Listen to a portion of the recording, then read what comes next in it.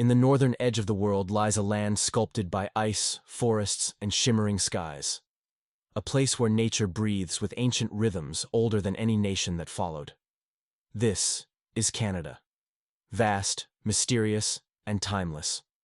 A nation shaped not by walls, but by rivers, mountains, and the quiet strength of the land itself. And today, we journey through its history, from ancient footsteps to the birth of a modern nation. This is the story of Canada, a story carved by nature and carried through time. Long before any European ship touched these shores, this land was already home to diverse indigenous nations. The First Nations lived across forests, plains, and coasts, each with their own language, traditions, and identity. To the far north, Inuit communities thrived in some of the harshest conditions on Earth. With skillful hands, they crafted tools from bone and stone, and traveled across frozen oceans in sleek kayaks. Thousands of years of knowledge taught them how to read the land, the rivers, and the changing seasons. The land was not something to conquer, but a partner, a teacher, and a living spirit. Villages were filled with the sounds of storytelling, music, and the laughter of children. Their stories carried wisdom, memories, and the identity of each nation. Every carving, every drumbeat, every ceremony was a connection to ancestors who walked this land long before. For thousands of years, indigenous peoples shaped the land, and the land shaped them in return. Around the year 1000, Norse explorers from Greenland reached the eastern tip of what is now Canada. They landed at a place we now call L'Anse aux Meadows, creating the first known European settlement in North America. Their stay was brief, but their presence left a mark that would be rediscovered centuries later. Centuries passed before Europe turned its attention west once more. In 1497, John Cabot sailed under the English crown and reached the Atlantic coast of Canada. He reported rich fishing grounds, sparking great interest across Europe. Soon after, Jacques Cartier arrived under the French flag, navigating the St. Lawrence River. He met indigenous villagers who used the word Kanata, meaning village or settlement.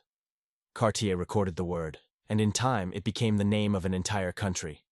These early journeys marked the beginning of a profound transformation, one that would reshape the land forever.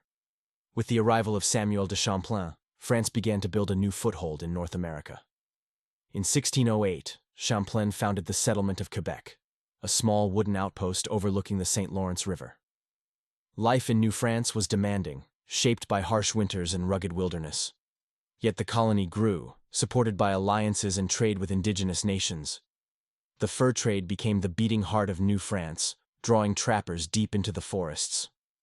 Explorers traveled thousands of miles, mapping lakes and rivers previously unknown to Europeans. New France was small in population, but it held a powerful cultural and economic presence on the continent. For a time, it seemed that French influence would shape the future of Canada. While France strengthened its foothold along the St. Lawrence, Britain began expanding its own colonies along the Atlantic coast. British settlers built thriving communities in places like Newfoundland, Nova Scotia, and the 13 colonies to the south. The rivalry between Britain and France grew stronger as both powers sought control of valuable trade routes. Indigenous nations became important allies, guiding explorers, trading goods, and influencing political decisions. As British influence spread, the balance of power in North America began to shift. By the mid-17th century, tensions between the two empires reached a breaking point. The struggle for control of Canada was about to ignite. In the mid-17th century, France and Britain entered a fierce struggle for control of North America. This conflict became part of the global 7 Years' War, a battle fought on continents far beyond Canada. In Canada, the fighting centered on key French strongholds such as Quebec and Louisbourg. Both empires sought alliances with indigenous nations, whose knowledge of the land was invaluable. The turning point came in 1759, during the Battle of the Plains of Abraham. In a brief but decisive battle, British forces defeated the French and captured Quebec City. A year later, France surrendered almost all its Canadian territory to Britain. With this moment, the future of Canada shifted forever. After Britain took control of Canada, the land's cultural landscape changed overnight.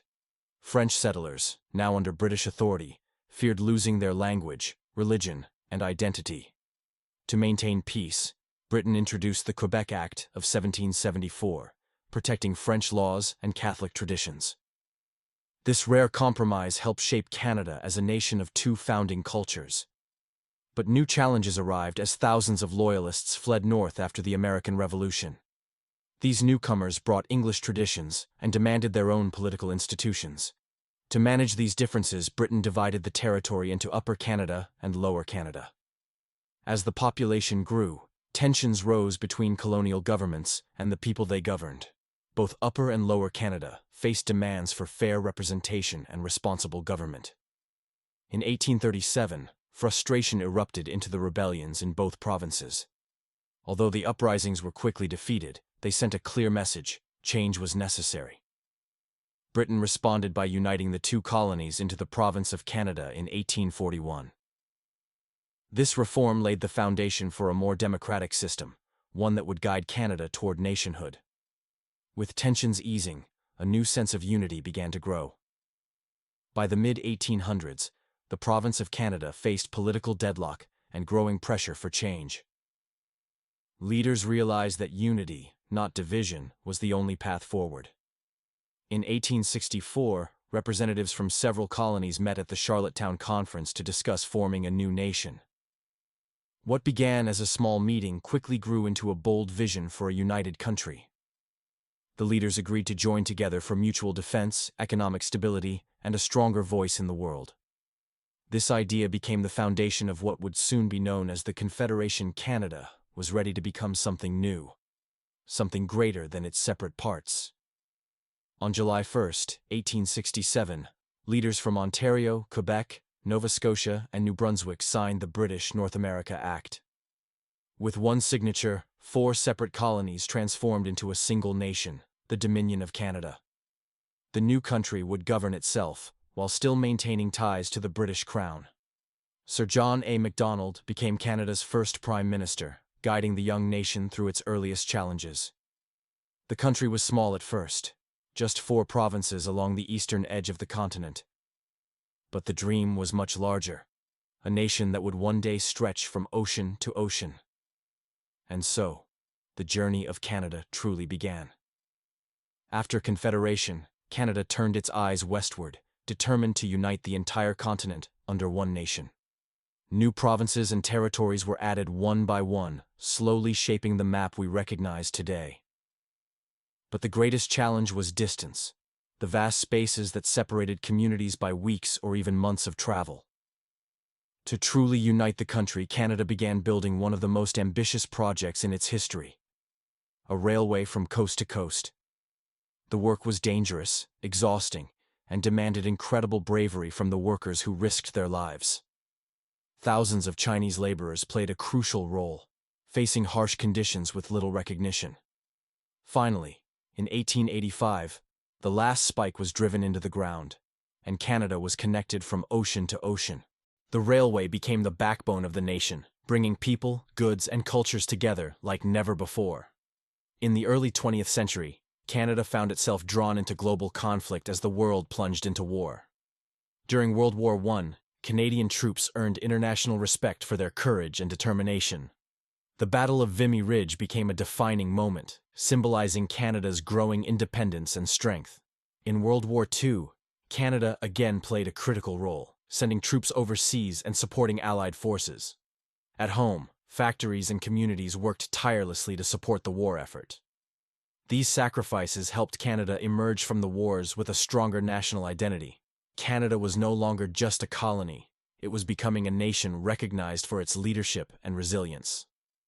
After the World Wars, Canada entered a period of rapid growth and transformation. New highways, industries, and technologies reshaped the nation's economy. Cities such as Toronto, Vancouver, and Montreal expanded into vibrant cultural centers. People from around the world began arriving, bringing their cultures, languages, and dreams. This wave of newcomers helped define Canada as a place of opportunity and openness. From arts and technology to science and sports, Canada began rising on the world stage. A new era had begun, bright, diverse, and full of possibilities. By the late 20th century, Canada had become one of the most diverse countries in the world. People from every continent brought their traditions, food, and celebrations, enriching the nation's identity. This diversity became a defining strength, shaping Canada into a welcoming home for many cultures. Canada embraced policies that protected languages, rights, and equal opportunities for all. Multiculturalism became more than a policy. It became a cornerstone of Canadian identity. From coast to coast, different cultures blended naturally, creating a mosaic as vibrant as the land itself. In this shared space, Canada found unity not through sameness, but through respect and understanding. From ancient footsteps to modern skylines, the story of Canada is one of resilience and transformation. It is a land shaped by nature's power and the strength of countless cultures. A place where many voices come together to build a shared future.